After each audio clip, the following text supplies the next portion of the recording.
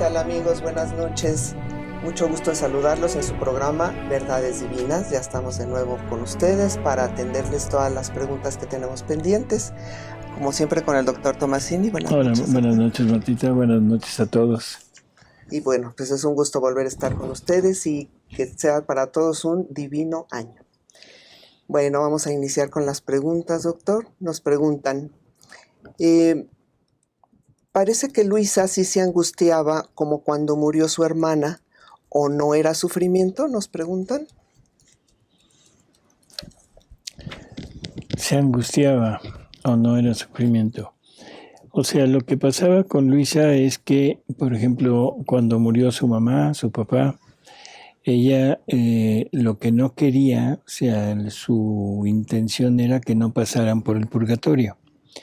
Y entonces no es que sufriera en el sentido estricto de la palabra, sino le pedía a Jesús sufrir las penas que ellos tendrían que sufrir para evitarles el purgatorio. A la mamá se lo evita, o sea, a la mamá sí, Jesús le hace esa concesión y Luisa tiene que sufrir los sufrimientos que la mamá debería de haber sufrido en el purgatorio.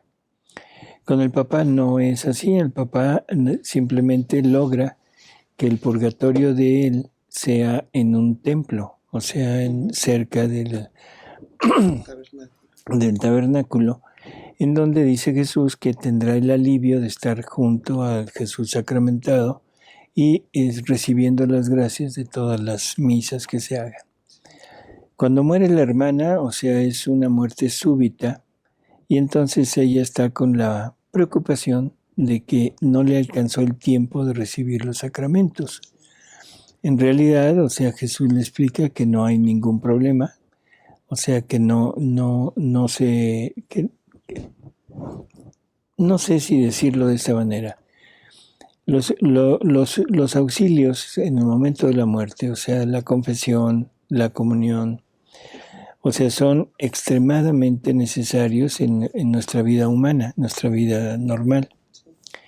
Pero sabemos que Jesús, o sea, hay un encuentro de Jesús con el alma unos instantes antes de morir, en que es lo que él le llama el punto de la espía, o sea, el punto de la pesca, en donde él va a rodear de amor, de gracias a aquella persona, le va a explicar las cosas como son y luego le va a preguntar si quiere con él o no. Si la persona dice que sí, ya no hay problema, o sea, se salva. Y aparte le dice que una muerte así de improviso es una gracia.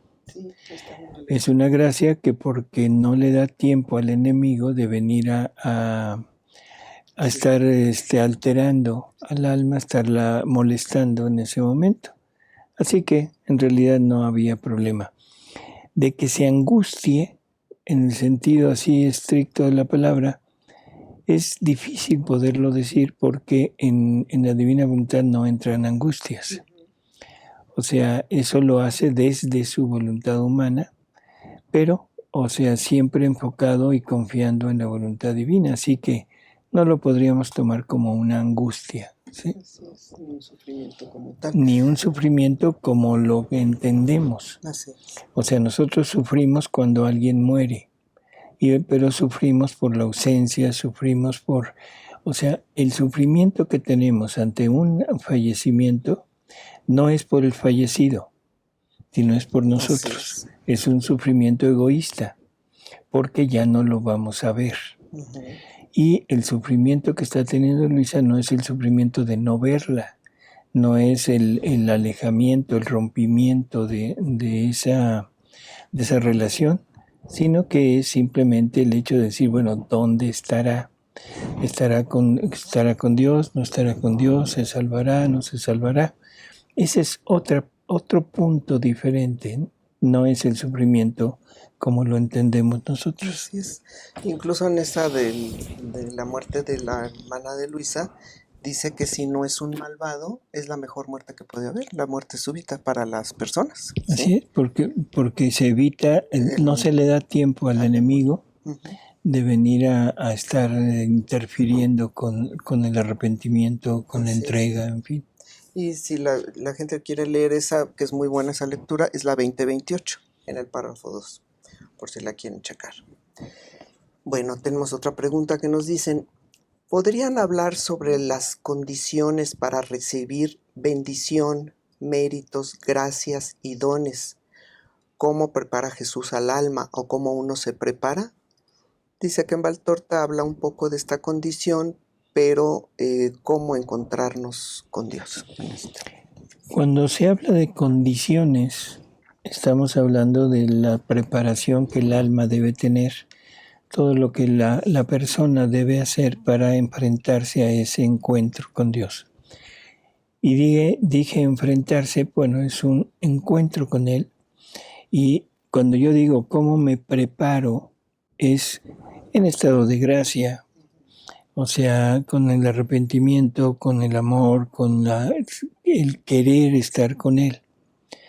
En la divina voluntad no se trata de prepararnos en ese sentido, sino que se necesita. Primero, conocer que existe la voluntad divina. Segundo, conocer que Dios nos la quiere dar como vida, que la podemos adquirir. Y tercero, y es quizá el punto más importante, es que para que eso se lleve a cabo, necesitamos renunciar a lo nuestro. Si no existe esta renuncia, si no existe este quitarnos todo lo nuestro, definitivamente la vida en la divina voluntad queda como una simple idea, no como una realidad. En muchas ocasiones, incluso no para prepararnos, sino personas que ya tienen el conocimiento, que han leído, incluso que hablan sobre la divina voluntad, pero que se les olvida el punto principal, que es la fe, la confianza total en que la vida divina ahora está como vida nuestra.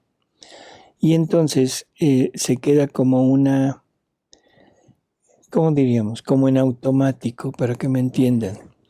Como que ya vivo en la divina voluntad y ahora todo se da y yo sigo con mi vida normal. Y lo que se requiere es un total y continuo sacrificio de quitar lo nuestro para darle vida a la parte divina. Y eso se llama disposición. Entonces, ¿qué necesito para ponerme en contacto con Dios en este punto? Es conocimiento de que existe, de que nos la quiere dar, que la podemos recibir, que debo renunciar a lo mío y que nunca puedo volver o debo volver a tomar lo mío. Y eso es disposición. De ahí la importancia de que estemos leyendo, ¿verdad? La lectura si no es fundamental. Libro de cielo, no es posible que se nos dé esto. Nos preguntan, en el programa de evolución, nos preguntaron que si Lucy es el eslabón perdido. Bueno, yo conozco algunas Lucys, pero pues sí. Perdón. Miren, esto del eslabón perdido. Primero vamos a entender que el hombre es hombre desde que Dios lo crea. Dios no crea, como dijimos ahí en el programa, no cosas a la mitad. El pensar en una evolución es el pensar en un Dios que no sabe hacer las cosas completas. El pensar en un Dios que tiene que ir creando poco a poco, y lo dijimos en el programa, pero lo vuelvo a repetir. El problema no está en lo físico, el problema está en lo espiritual. O sea, y es en lo espiritual más que nada en la voluntad, o sea, el alma de la persona. Sabemos que el alma es la que informa al cuerpo, la que le da forma, la que le da, no la forma física, sino la forma de actuar. Cada ser tiene un alma, cada ser tiene, por decirlo así, una voluntad. Y por lo tanto, el animal tiene una voluntad animal, que tiene todas las características necesarias para que ese animal se comporte como lo que es. A un perro para que se comporte como perro, a un león para que se comporte como león, a un ave para que se comporte como ave. Trae toda la información necesaria para que aquel ser lleve a cabo sus funciones. El problema no estaría tanto en la evolución física, que también es desdecible, pero bueno, vamos a obviarlo por ahorita. El problema está en la voluntad. ¿Cómo hacer para que una voluntad que está formada, creada exclusivamente para comportarse como animal, de repente ahora se comporte como ser humano? Es posible solamente destruyendo la voluntad animal para crear una voluntad humana. Por lo tanto, volvemos al mismo punto. No es evolución, es creación. Todos los fósiles que hay, todo lo que existe hasta ahora, son restos de animales. Y por favor, esto que se entienda. Se encuentra un hueso y sobre ese hueso o esos huesos hacen una reconstrucción. Y después se le encargan a un artista que lo rellene. Y el artista le da la forma que se le pega a su gana. Perdón que lo diga de esta manera, pero esa es la forma. Hace lo que quiere y le puede dar la forma que quiere al resto que quiere. Aquí solamente tenemos una base, la fe. La fe me dice que Dios es creador y que el hombre es hombre desde que Dios lo creó. Y sobre todo, ¿quién es el primer hombre? El primer hombre es Jesús. O sea, es la humanidad de Jesús. Por lo tanto, si la humanidad de Jesús viene de un chango, perdónenme, pero eso es una herejía total, absoluta, una blasfemia absoluta. El primer hombre es la humanidad del Verbo eterno, que en la tierra se va a llamar Jesús. Y a modelo de ella somos creados nosotros. O sea, nosotros, Dios toma la figura de su propia humanidad y sobre esa figura nos crea a nosotros. Pensar que Jesús viene de un chango, perdón, pero eso es demoníaco. Yo creo que ahí estriba el problema, doctor. La gente no lo quiere ver espiritual, lo quiere ver material. Así es. Todo material. Entonces, de la parte material quieren hacer la tal evolución, que tampoco les funciona. Pero no se ponen a ver en la parte espiritual, que es la más importante, y ahí es imposible que haya una evolución. Así es. En el programa de evolución o creación, les dejamos un link para un artículo que hicimos hace unos años sobre evolución. Y tiene muchas cosas sacadas de la ciencia. O sea, y en esos artículos hay cosas muy, muy concretas por científicos, no por religiosos, por científicos, donde se afirma que el hombre entre más antiguo es más perfecto. Cosa curiosa. Totalmente al contrario de lo que la ciencia nos quiere imponer a creer. Y entonces la pregunta es, ¿por qué nos están diciendo esto? Bueno, simplemente lo voy a decir desde el punto de vista religioso. Hay una pelea continua de Satanás contra Dios. Contra Dios no puede nada. O sea, no se puede enfrentar a la divinidad. Pero su pelea, su odio hacia él, trata de desvirtuar la finalidad que Dios tiene. Y la finalidad que Dios tiene es que la criatura, creada a imagen y semejanza de su Hijo, de Jesucristo, de la humanidad de su Hijo, sea otro ser igual a Él, en donde pueda desarrollar esa relación de amor que Él quiere. Por lo tanto, ahora Satanás puede influenciarnos a nosotros, puede atacar a Dios a través de nosotros. Y las formas que lo hace son muy sencillas. Primero, destruir la idea de la creación. Y ahí está metido esa idea. Esa idea de la evolución es una idea total y absolutamente satánica. O sea, porque está quitando de tajo la obra creadora de Dios. Segundo, quiere destruir a la familia. ¿Por qué? Porque de la familia es donde sale, donde es el semillero de los hijos de Dios y sobre todo de los consagrados, que son la continuación de todos los misterios que Jesús nos dejó a través de su vida aquí. Tercero, quiere destruir al ser humano. Y creo que en la actualidad es muy claro lo que está pasando. O sea, el Satanás está metiendo ideas que son destructivas del ser humano. Transgénero, transraza, transespecie, trans.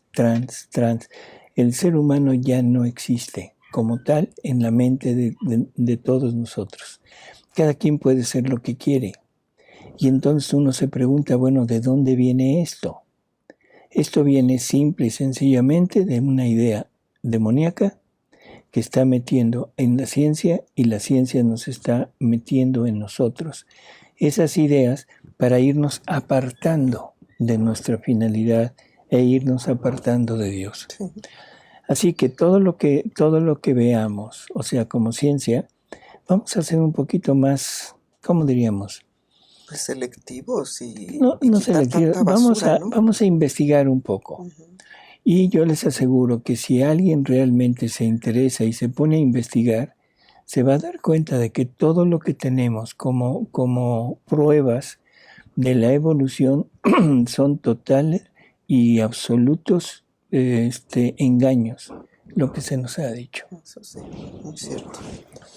Bueno, nos dicen, si Adán y Eva tuvieron 3 varones, ¿de dónde sale la humanidad que sigue, que hizo Dios? Se ha repetido mucho esto, a lo mejor porque no se ha completado bien, pero bueno, es cuestión de... Por eso, o sea, en la Biblia se nombran en cualquiera de las familias que son protagónicas de todo este relato, se nombran siempre a los principales. Y a los varones. Por eso, a los principales, no, también a las mujeres, bueno, Ruth y algunas. Sí. O sea, pero es nada más como el hilo del relato. Uh-huh. Yo les voy a preguntar, y ojalá que lo piensen un poquito. ¿Cuántos hijos pudo haber tenido Adán y Eva? No había planificación familiar. ¿Sí? No, y además vivía muchos años Adán. Por eso, había cantidad de años. Se supone que Adán vivió un poco más de 900 años. Uh-huh. ¿Cuántos años vivió Eva? No sé. O sea, pero más o menos. Vamos a poner que hayan vivido 100. 100. ¿Cuántos hijos ¿Uno por año? pudo haber? No tanto porque era lactancia. Okay. Pero que digamos un hijo cada 3 años, Uh-huh. cada 2 años. ¿Cuántos hijos pudieron tener? Muchos. Que tuvieron 3 hombres, sí, porque son como los protagonistas de todo. Caín, Abel, o sea que son la parte principal por la muerte, por el asesinato, por todo lo que pasa con Caín, que viene esa rama que se separa de Dios, en fin. Y luego Set, que es el tercer hijo, que es como el representante del que queda fiel a Dios. Pero ¿cuántos más hubo? No sabemos. ¿Cuántas hijas tuvo? No sabemos. Y al principio se admitía la relación entre hermanos, porque esa era la forma que Dios había planteado para la reproducción del género humano. Claro. Poco después, o sea, conforme pasa el tiempo, se va quitando esa práctica para ir poniendo la práctica ya, pero de uniones, pero no entre familiares cercanos. Uh-huh. Ahora sí ya queda más claro, ¿verdad? Para que no haya Yo dudas. espero. Sobre todo, también es muy interesante saber que Adán vivió muchísimos años y no mucha gente sabe eso, doctor. O sea, desgraciadamente la gente cree que vivía como ahora o como antes, que vivían menos años. Y antes fue diferente con Adán, ¿no?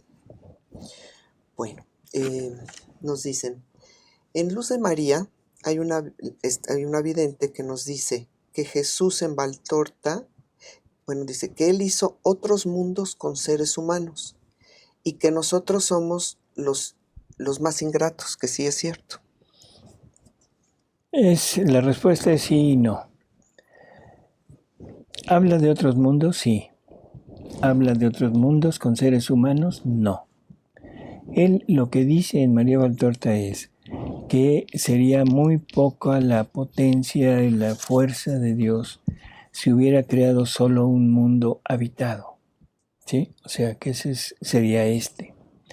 Dice, no recuerdo la palabra, pero cuando se les abra la vista espiritual, verán cómo pululan los mundos y vidas en esos mundos. No dice vidas humanas, dice No, vidas, dice vidas nada vidas. Aquí tenemos que interpretar las cosas, pero desde el punto de vista espiritual.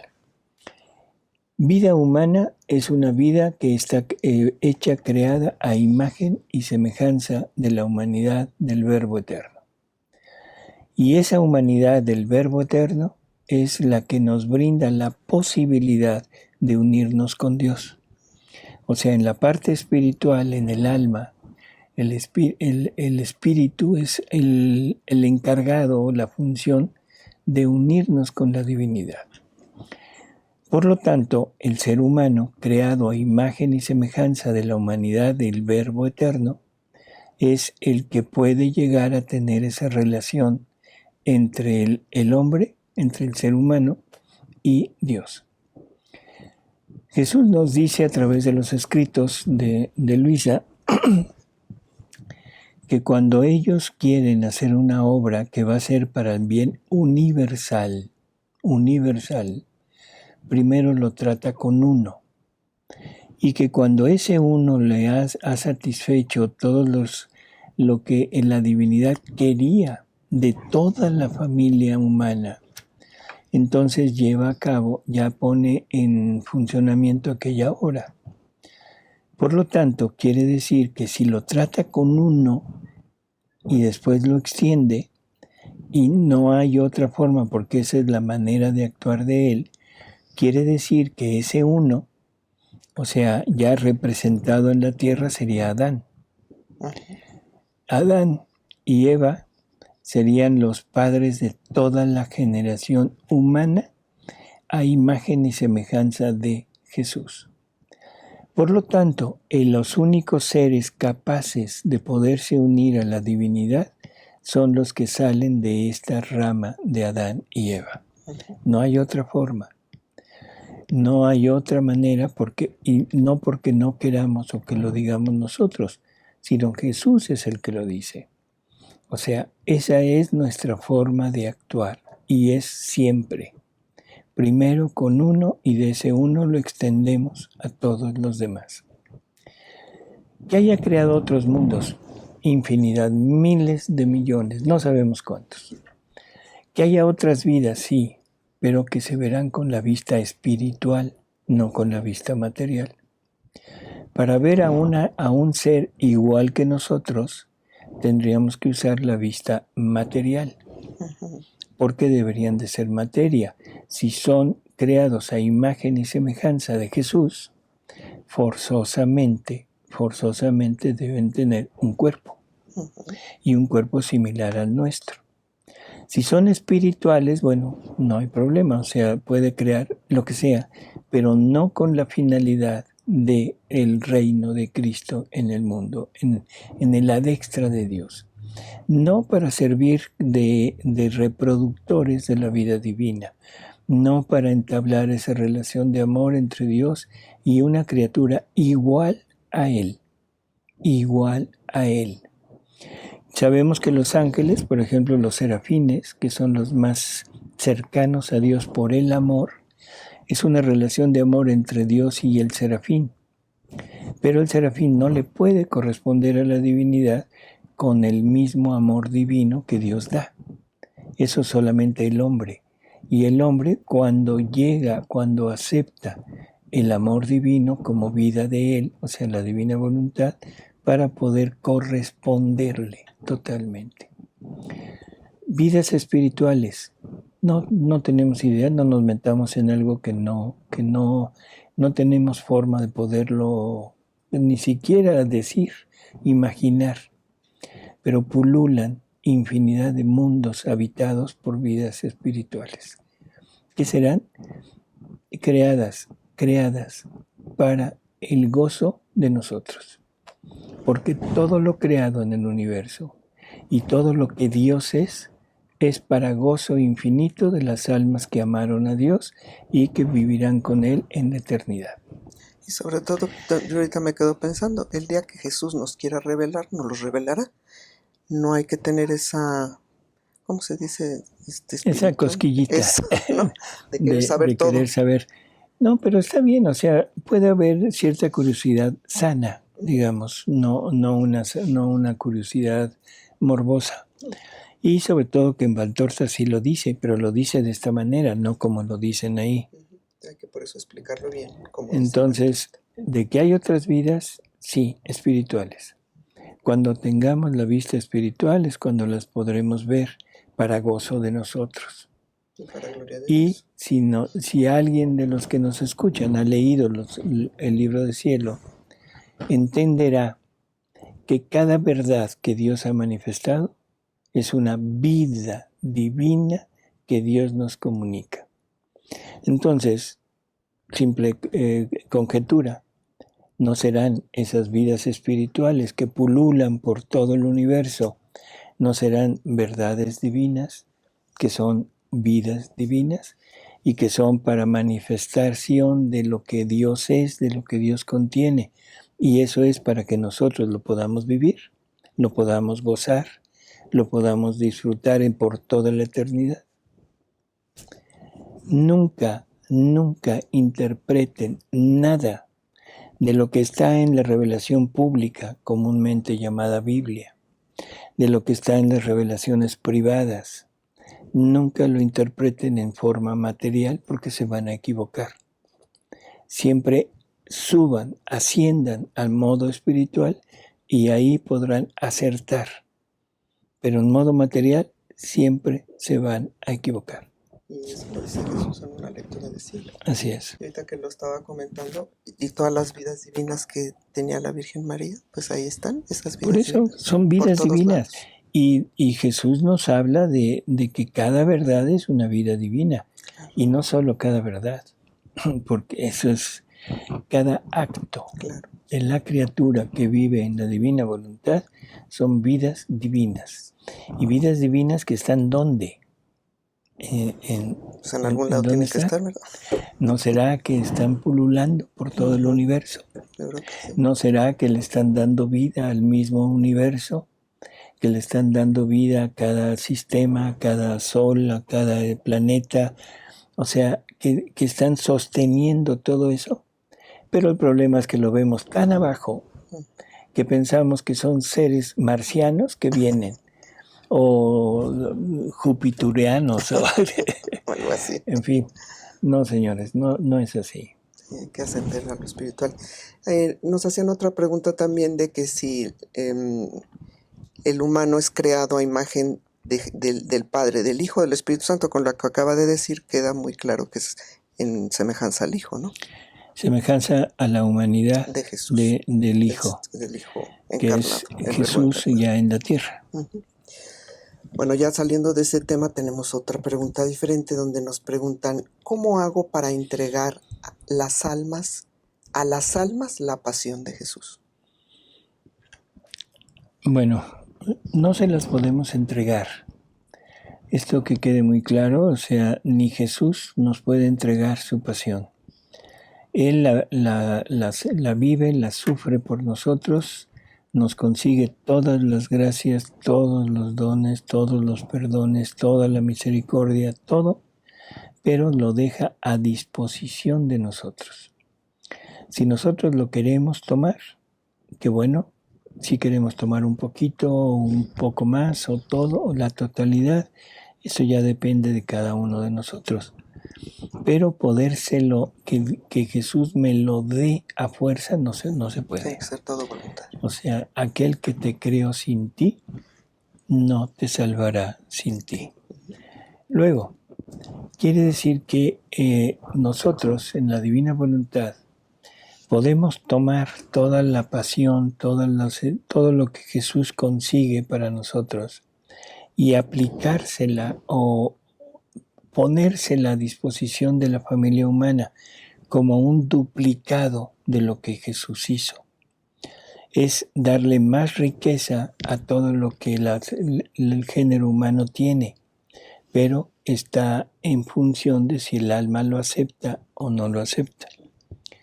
Es como si alguien vive pues con penurias, con un salario mínimo y que apenas le alcanza para lo mínimo de alimento, de vestido, en fin, y de repente le hacen una donación de dinero de millones y millones y millones, pero nunca los toma. O sea, los tiene en su casa, los tiene ahí, pero nunca hace uso de ello. Seguirá siendo un pobre, seguirá siendo alguien, un indigente, aunque en realidad es un millonario. Pero sigue siendo lo que es. ¿Por qué? Porque no lo toma. Así que ese es el punto. Se lo podemos ofrecer, se lo podemos dejar a disposición, pero aplicárselo, no. Como la pasión de Jesús que está en acto para el que la quiera tomar. Podemos bañar a las almas con el amor, con la sangre de Jesús, ponerlos en las llagas de Jesús, pero todo eso es desde la divina voluntad y sin la voluntad de la persona. Por lo tanto, no se le toma en cuenta a la persona. Nos dicen, disculpen y espero no ignoren este mensaje, pero María Sima dijo que los escritos de María Valtorta no eran reales. No especifica si todos o no. Yo he leído varios y me parecen interesantes, pero algunos la verdad desconciertan. Si ustedes pudieran investigar e informarnos, por favor, les agradecería infinitamente. Tenemos en nuestra página de Tercer Fiat tenemos ahí todos los nihil obstat que varios obispos han dado y las opiniones de varias personas de la Iglesia acerca de esta obra. Léalos, por favor. Los nihil obstat, todo está. Dice, doctor, ¿por qué será que si nuestro Señor en Adán encontraba todo, incluido la redención, Adán no pudo, al igual que María, gozar de los méritos previstos de la pasión de nuestro Señor, para volver a reinsertarse en la divina voluntad? Siendo que Dios es un eterno presente, ¿será porque la redención no se había efectuado en el tiempo o hay alguna otra razón? Por eso es que no había, aunque en el eterno presente de Dios, en la eternidad, está ya la pasión, están los méritos que esa pasión logró, pero en el tiempo no se ha llevado a cabo. En María se pudo aplicar porque María estaba destinada a ser la madre de Dios. La madre de Dios. Si no hubiera habido una madre de Dios, el Verbo encarnado nunca hubiera podido venir a este mundo y nunca se hubiera podido llevar a cabo la redención. Ante esa necesidad, Dios crea un alma muy especial y la crea dentro de la Trinidad. O sea, no es la creación de un alma como cualquiera de nosotros, sino es dentro de la Trinidad, dentro de los mares de amor de la Trinidad, y eso la preserva de contaminarse con la culpa original. Y ahí, en ese momento, o sea, ahora Dios tiene que usar esa redención anticipada, ese tomar los méritos de su futuro hijo y aplicárselos a María por necesidad. Porque si no se los hubieran aplicado, María no hubiera podido ser inmaculada, y si no hubiera podido ser inmaculada, no hubiera podido recibir todos los dones que Dios necesitaba darle para que ella pudiera llegar a ser madre del Verbo. Adán no estaba destinado a eso, y Adán tenía que sufrir las consecuencias de su desobediencia, y todos nosotros como descendientes de Adán tendríamos que sufrirlas también. Heredamos lo que perdió, Aquí tenemos otro comentario que también va a lo de María Valtorta. Dice, buenas noches, me gustaría si pudieran comentar si saben de los escritos de Monseñor Octavio Michelini, dictados por Jesús, bellísimos escritos para los sacerdotes, donde se advierte a la divina voluntad y de manera interesante Jesús le confirma que él mismo había dictado la obra de María Valtorta. Así es, Octavio Michelini tiene una obra muy interesante, sobre todo dirigida a los sacerdotes, en cuanto a que no han prestado atención a esa gran batalla entre el enemigo y él y la iglesia. Uh-huh. Y habla muchas cosas. Entre una de ellas, Monseñor Michelini fue muy atacado y fue perseguido. Entonces lo deportan prácticamente, bueno, no deportado de nación, pero lo mandan a un lugar apartado para que no estuviera metiendo ideas raras. Y ahí Jesús le habla de esa persecución y dice, mira, ahí tienes como ejemplo a mi hija María Valtorta, a la que le estoy dictando una obra que será de gran ayuda para mi iglesia regenerada. O sea, es un testimonio de Jesús sobre la obra de María Valtorta. Creo que ese testimonio es mucho más valioso que cualquier Nihil Obstat y cualquier imprimatur. Sí, pues directo de Jesús. O sea, no importa que quién lo ponga o quién lo diga, el testimonio de Jesús es fundamental. El problema es que ese testimonio viene a partir de una revelación privada. Y esa revelación privada, pues ahora cada quien la puede tomar como verídica o no hacerle caso, no darle fe a esa revelación. Pues sí. Pero así es, y ahí le dice que atestigua que esa obra es prácticamente de él. Uh-huh. Que por cierto son escritos bellísimos para los sacerdotes, ¿verdad? Dice, ¿hay alguna referencia en Libro de Cielo de cuándo podría ya establecerse el reino dado que con Luisa quedó listo para que se instaure? Bueno, es que el reino ya se instaura en Luisa y se instaura en las criaturas salidas de pecado original. El reino ya existía. El reino se funda prácticamente en la humanidad de Jesús. La primera que lo disfruta es María, por ser inmaculada y por todos los dones que Dios le concede, pero en personas de la estirpe común, o sea, salidas de pecado original, no existe. Entonces, a partir de Luisa, una vez que Luisa muere, el reino queda confirmado y listo para que se transmita a otras criaturas. ¿Cuándo se va a establecer ese reino? Cuando nosotros nos dispongamos a recibirlo. Esto ya no depende de Dios, depende de nosotros. El reino ya está todo lo necesario para que nosotros lo podamos adquirir. Lo necesario son las verdades. Lo necesario es todo el conocimiento y toda esa enseñanza que Jesús nos va proporcionando para llegar a vivir en este reino. Cuando me disponga yo, eso es cuando ese reino se hará realidad en mí. Y ese reino irá creciendo poco a poco a partir de cuántas personas quieran vivir en esto. No es un reino que se va a establecer por decreto.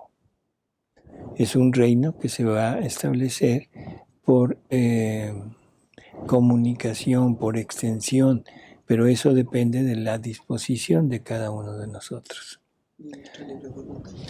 Así que, ¿cuándo?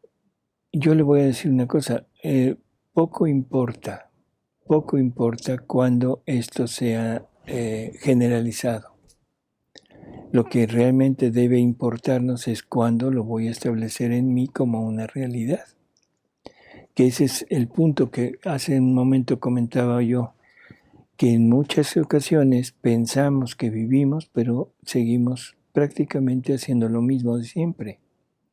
No hemos entendido que vivir en la divina voluntad es un continuo esfuerzo, continuo martirio de atención, de estar continuamente atentos a la renuncia a todo lo nuestro, que no se da en automático.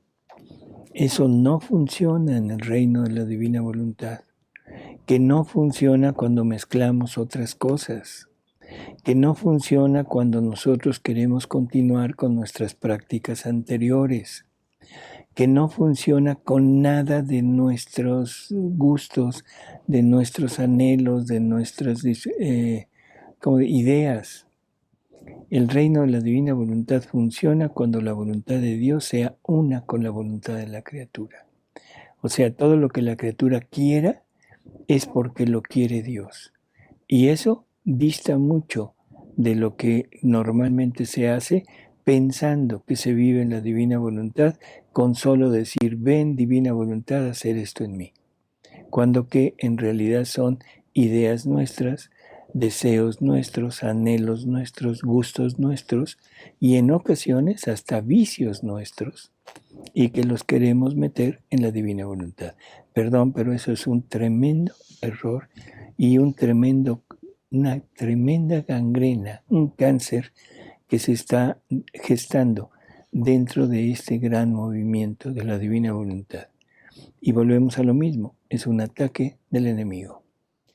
Todas estas personas que hacen esto se han dejado seducir por el otro, se han dejado engañar por el otro y están pensando en que vivir en la divina voluntad es lo más sencillo de este mundo.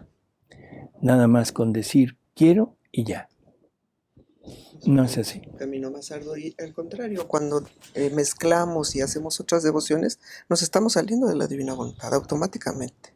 Así es. Y cuando no ponemos el esfuerzo en la renuncia, que ese es el punto principal, ¿no? Sí.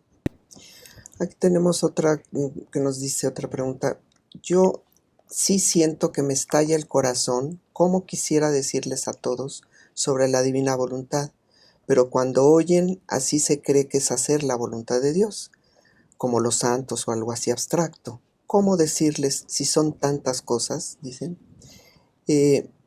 ¿Alguna idea de cómo, a quién, dónde decir, compartir sobre la divina voluntad? Yo sí quisiera invitarlos. Tenemos muchos retiros en nuestra página para gente que no conoce y que quieran invitar, sobre todo a amistades o familiares. Tenemos el retiro de principios y fundamentos, que es básico, todos son dados por el doctor Tomasini.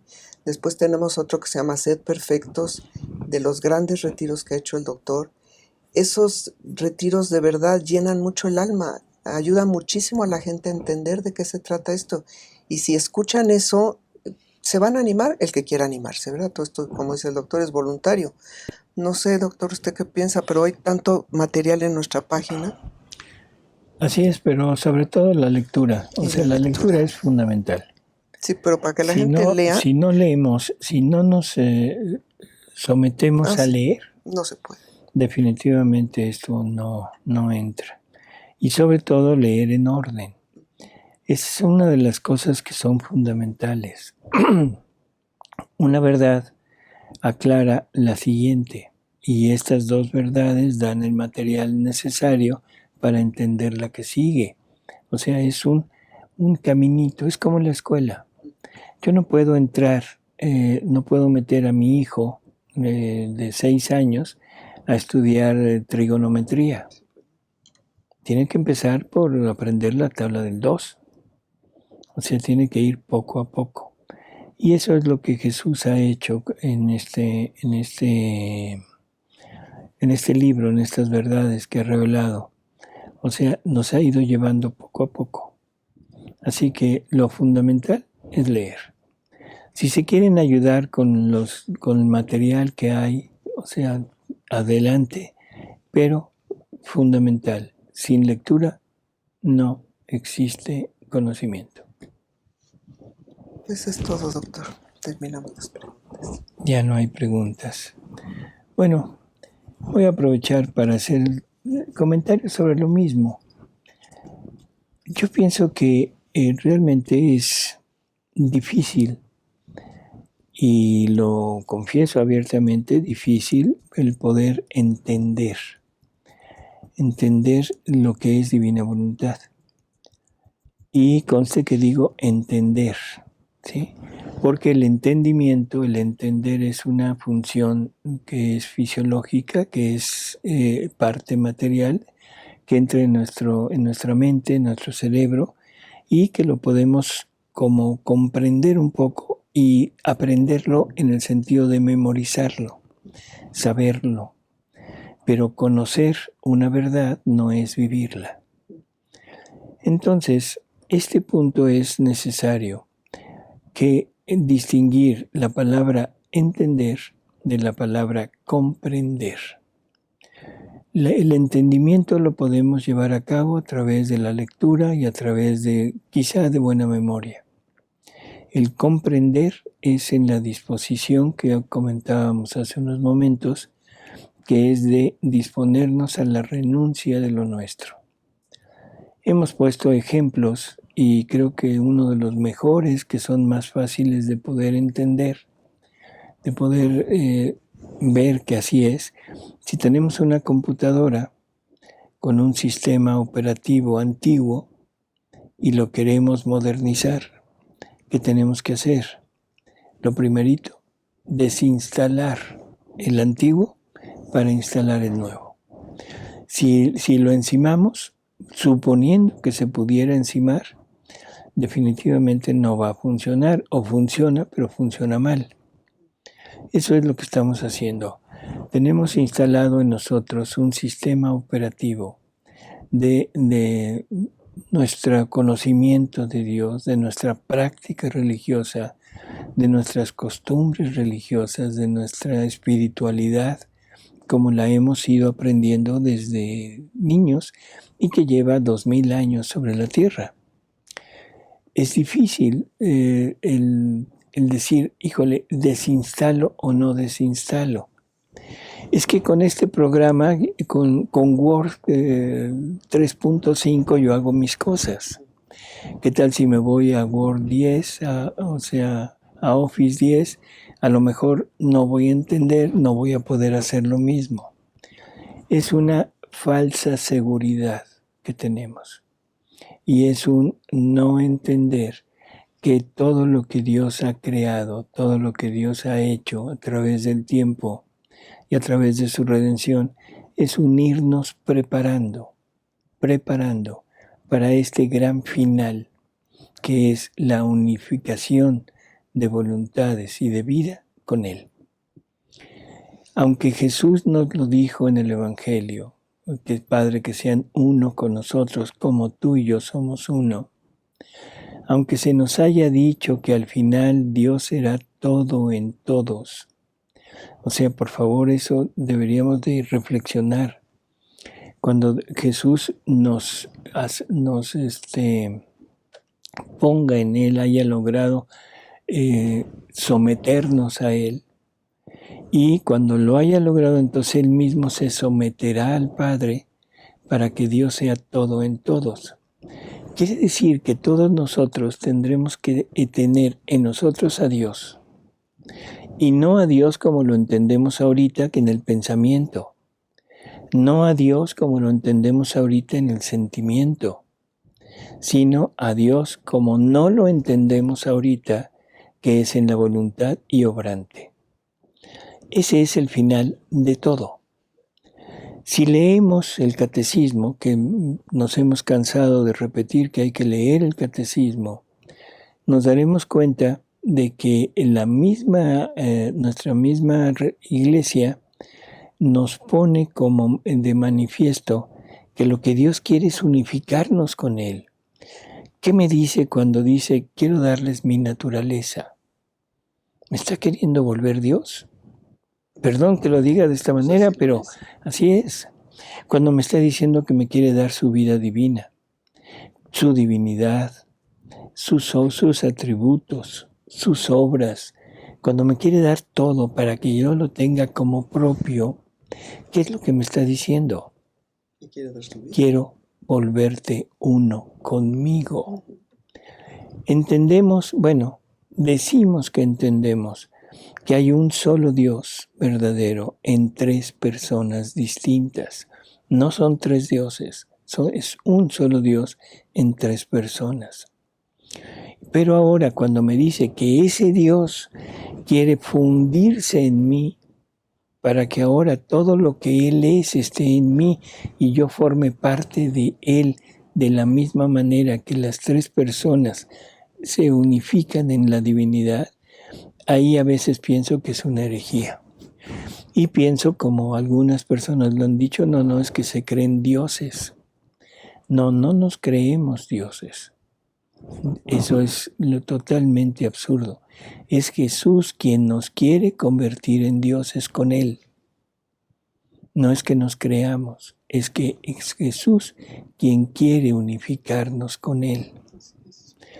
Por lo tanto, yo sí los invito, en verdad, los invito como una, vamos a ponernos en nuestras fechas, como un deseo de año nuevo, pero un deseo real, no como los deseos de comer menos o ponerme a hacer ejercicio que me dura 2, 3 semanas y lo abandono, sino que en realidad lo cumplamos.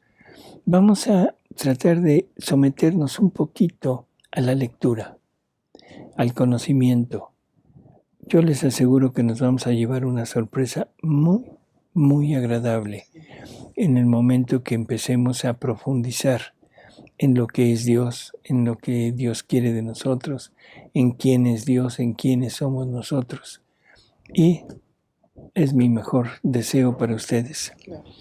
Así que, pues Martita, muchas gracias. Y aquí sufriendo ¿cómo diríamos? La ausencia de los Alejandros, de nuestros compañeros que por una u otra no han podido, pero aquí estamos. Pero aquí estamos con ustedes. Y le agradecemos a Marta. Muchas gracias, Martita, doctor. Muchas gracias, y a ustedes, amigos, a Paris. Y después de estas fiestas y descansos, iba yo a decir, pero pues estos encierros. Bueno, pues seguimos aquí. hasta luego. Hasta luego.